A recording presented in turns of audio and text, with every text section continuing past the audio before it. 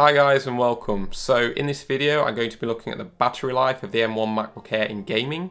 Now I'm going to show you the battery life that you typically get when playing games, but also show you ways in which you can maximize your battery life. And in fact, with a few tweaks I managed to get over 10 hours playing World of Warcraft. So let's get into it.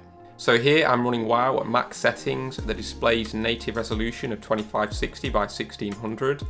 You generally get around 25 to 30 FPS when doing solo content with these settings, so perfectly playable, although you probably want to lower the settings a little bit when doing group content, as I expect the FPS to be a bit lower there. Anyway, I tested at two different display brightnesses, obviously that's going to have an impact on battery life, so let's take a look at the results. So at max settings and max brightness, the machine lasted for 2 hours and 40 minutes before switching off. Lowering the brightness to the middle setting gave an extra 23 minutes, so just over 3 hours in total. This is pretty respectable honestly, as the MacBook gives really solid performance and it doesn't have the biggest battery in the world. Oh, and guys, if you're enjoying this content, please give it a thumbs up and subscribe to my channel. I'd really appreciate it, as you'd be helping me reach my goal of 1,000 subscribers by the end of the year. Ultimately though, you might be wondering if there's any way to extend these times. Well, the answer is yes, maybe. What I did is make significant tweaks to WoW's graphical settings. As a game, it scales really well across different systems.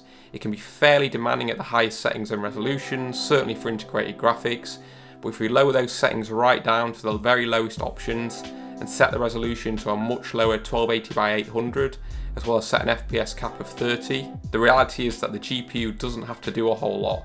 And as a consequence, it sips power, which should lead to a nice increase in battery life. Now, I left the screen brightness on the middle setting, as honestly, unless you're in a pitch black room, you won't want it to be much lower than that. But lowering the screen brightness further would be a way to extend the battery life further as well. So if we take a look at the results, so as you can see, we managed to almost quadruple battery life, achieving almost 12 hours, 11 hours 58 minutes to be precise, before the machine shut off, which is an absolutely crazy result. Now obviously this won't work with every game. Some games are still going to be demanding even on the lowest settings, so you won't always be able to extend battery life like this.